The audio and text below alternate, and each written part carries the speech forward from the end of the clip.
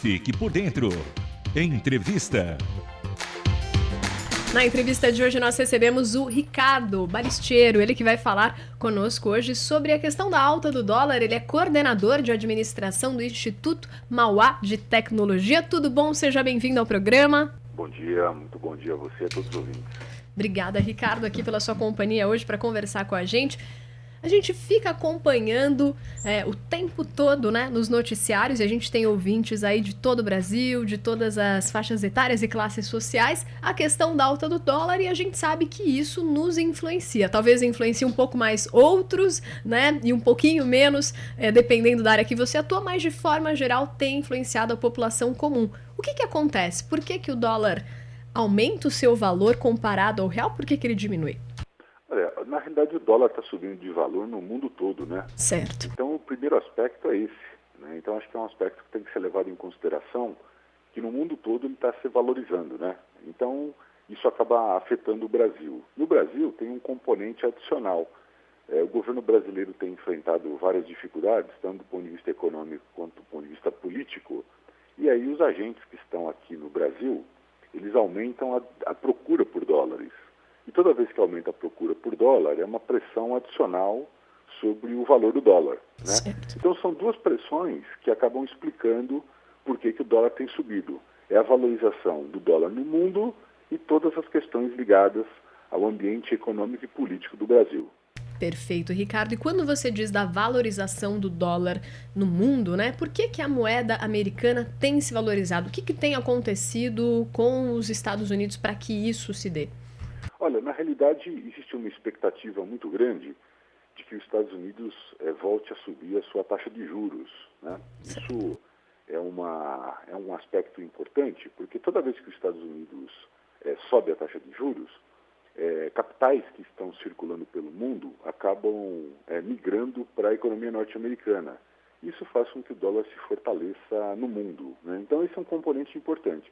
Os juros não subiu, mas existe a expectativa já há mais de um ano de que isso aconteça. O mercado, na verdade, ele se antecipa muitas vezes a esses movimentos, né?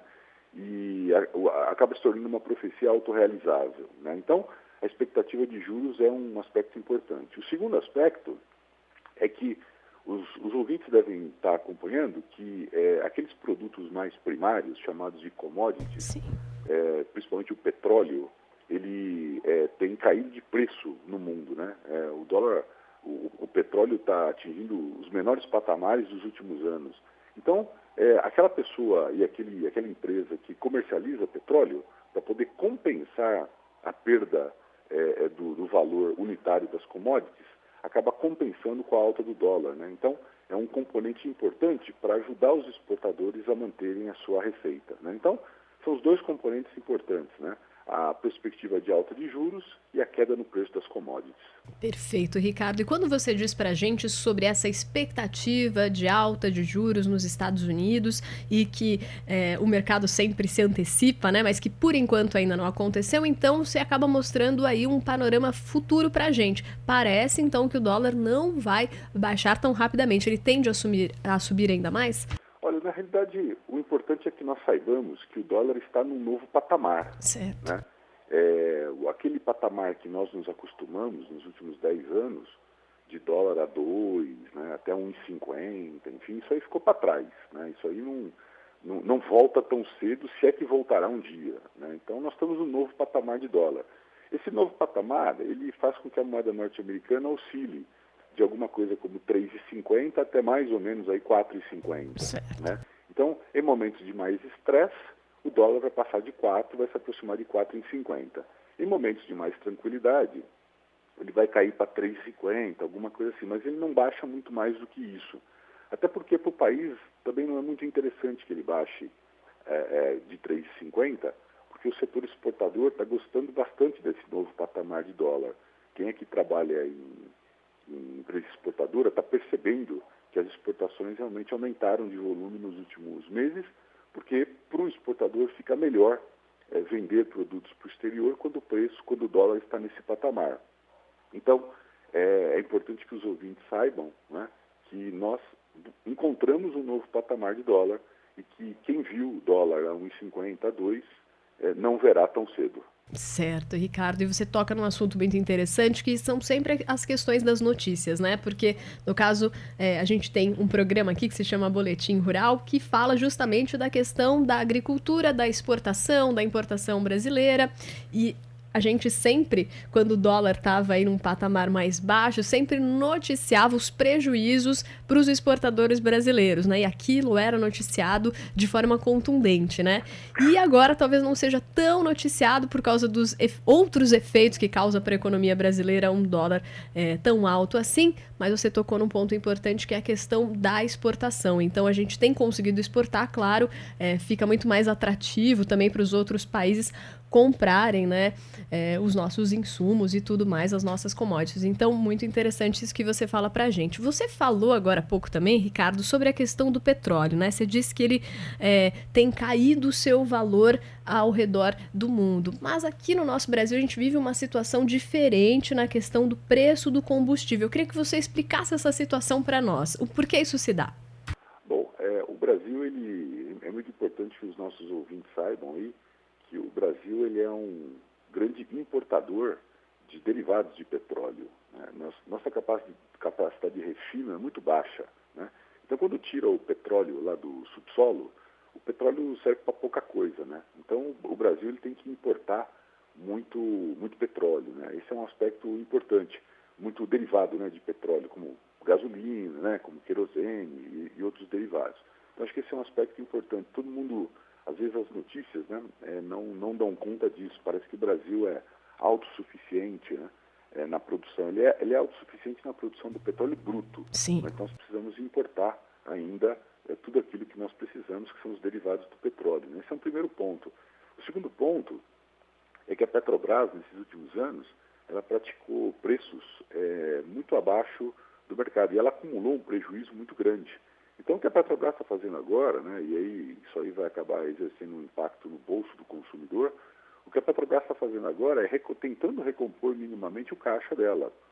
O primeiro governo Dilma, ele cometeu vários erros de política econômica, né, e um dos erros foi ter segurado o preço do petróleo, o preço da gasolina aqui no Brasil, para tentar segurar a inflação. Como não aumentava o preço da gasolina, isso aí acabava não se refletindo na inflação. Quando a Dilma ganhou a eleição, ela iniciou um processo de recomposição das margens, né, da Petrobras com o aumento do preço do petróleo, com o aumento do preço da gasolina. Então, isso aí, na realidade, é um ajuste que está sendo dado no preço com atraso de pelo menos 4 anos. Né? Por quê? Porque a Petrobras estava perdendo muitos acionistas e se descapitalizando. Então, é uma forma, realmente, da Petrobras poder recompor um pouco o seu caixa, né? Claro que não consegue minimizar todos os escândalos de corrupção pelos quais a empresa acabou passando nesses últimos anos, mas pelo menos do ponto de vista da operação da companhia, minimiza todos os atrasos que ocorreram no primeiro mandato. Ótimo, Ricardo. Agora eu queria uma opinião, assim, totalmente pessoal sua. Quando você disse pra gente, né, que o dólar talvez não volte ao patamar que um dia ele já esteve, 1,50 há muito tempo atrás, 2,50 até, né? E você conta pra gente sobre alguns erros mesmo na política do governo Dilma no seu primeiro mandato. Muita gente acredita que se entrasse um outro governo, talvez seria um salvador da pátria que ia trazer o dólar a R$2 imediatamente, que ia resolver o problema do Brasil, né? Eu queria que você falasse da opinião pessoal mesmo, a questão do que talvez, que política tem sido implementada para tentar colocar a economia nos eixos e se de fato um outro governo conseguiria isso de uma maneira mais fácil ou não. O Brasil passa por uma situação que talvez demore tempo para que ela se acerte. Olha, a Dilma reconheceu, né, quando ela colocou o Joaquim Levy no Ministério da Fazenda, a Dilma, ela reconheceu que ela cometeu muitos erros no primeiro mandato. A declaração que ela deu domingo, lá de Estocolmo, onde ela estava participando de uma reunião, deixa isso muito claro. Ela se mostrou bastante irritada com o próprio partido dela, que é o PT, com algumas declarações recentes que foram dadas tanto pelo presidente do PT quanto pelo ex-presidente Lula, pedindo a saída do Joaquim Levy, e ela procurou deixar claro que, primeiro, quem manda no governo é ela, e segundo, que o Joaquim Levy está mantido, né? Por quê? Porque o Joaquim Levy hoje representa o fiador da política econômica que o país necessita, que é exatamente colocar o déficit público em ordem, né? Ou seja, reduzir gastos e aumentar receitas. Esse é um ponto muito importante e que foi descuidado no primeiro mandato. Segundo, ter um cuidado com a inflação. Sim. O Brasil é um país de memória inflacionária muito dolorosa. Uhum. Nós não podemos deixar que essa realidade volte. E 3, recompor a credibilidade externa, né, que está muito abalada. Né? Já 2 agências de classificação de risco rebaixaram o Brasil. Isso não é bom do ponto de vista da imagem. Né? Então, eu não acredito que um outro governo pudesse melhorar as coisas a médio e longo prazo. Na realidade, você teria uma euforia nas primeiras semanas e depois nós cairíamos novamente na realidade. O governo constitucionalmente e democraticamente eleito é o governo Dilma.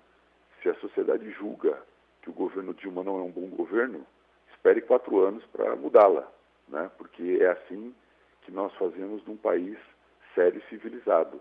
Nós respeitamos as leis, esperamos a nova eleição e trocamos o presidente da República, ao menos que surja um escândalo no meio do caminho que justifique o impeachment.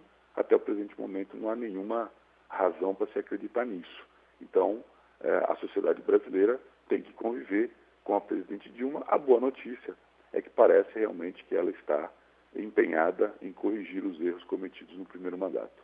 E se você está chegando aqui agora ao nosso programa, nós estamos conversando hoje com o Ricardo Balistiero, ele que é coordenador de administração do Instituto Mauá de Tecnologia, hoje respondendo algumas perguntas nossas, pedir também a sua opinião pessoal sobre alguns temas, ele tem trazido aqui para nós, tem falado com uma clareza muito boa, que é de fácil entendimento aqui para todos nós. E eu, Ricardo, queria aproveitar aqui esse nosso bate-papo hoje, estamos falando aqui no programa sobre a questão do consumismo, né? E de uma pesquisa recente, né, do SPC, do Serviço de Proteção ao Crédito, que mostrou que nos últimos 3 meses, né, houve um levantamento e que as pessoas ainda continuam comprando, né, de forma desequilibrada. Por mais que algumas pessoas tenham se mostrado talvez de uma maneira diferente, né? Quando você falou para nós que temos uma memória muito recente ainda de inflação, isso faz com que haja um pessimismo logo no ar, né? E alguns tomem até medidas talvez assim que não tomariam se não tivessem essa memória tão recente, como às vezes tirar logo o dinheiro todo da poupança. A gente viu uma retirada muito grande também, né, nos bancos, mas a gente tem visto a questão de um consumismo que ainda continua desenfreado, que é algo que a nossa sociedade gira em torno do consumo, né? E eu queria que você falasse nessa questão do momento que a gente passa no Brasil, como é que deve ser o nosso consumismo equilibrado? Nem uma questão de assistir noticiário e, de repente, tomar medidas talvez não baseadas tanto na razão e nem sair comprando desenfreado, que em nenhum momento vai trazer aí algo positivo para a nossa vida a longo prazo, né? Eu acho que essa observação é extremamente importante. Por quê? Porque, infelizmente, o consumo ainda é pautado muito por impulso, né? E isso não é bom, porque quando você compra por impulso, muitas vezes você compra algo que você não precisa e muitas vezes você paga mais caro por isso. Sim. E o que é pior, né? Se endividar, aí realmente está com a vida financeira muito comprometida. Então é muito importante que as pessoas e as famílias, num momento como esse, é um momento difícil, é um momento de queda da renda, é um momento de alta inflação, é um momento de desemprego em alta, né? Que as pessoas realmente e as famílias possam se conscientizar que é um momento de fazer muitas contas e comprar realmente somente aquilo que é necessário, né? Então aí, algumas dicas são importantes, né? Vai ao supermercado só uma vez por mês, faz uma lista de compras, não leve criança no supermercado, né? Procure fazer compras não estando com fome, né? Nem com sede, né? Porque senão a gente acaba comprando coisas que a gente não precisa. Sim. São dicas que são muito simples, mas que são importantes e fazem toda a diferença no final do mês, né? Chamar a família e fazer uma reunião buscando exatamente o consumo consciente, do ponto de vista, por exemplo, da água, do ponto de vista da energia elétrica, né? Do ponto de vista do automóvel, se de repente a família tiver carro. Então, eu acho que é um momento realmente de aperto de cintos e de consumo consciente, exatamente para evitar que a vida financeira seja comprometida.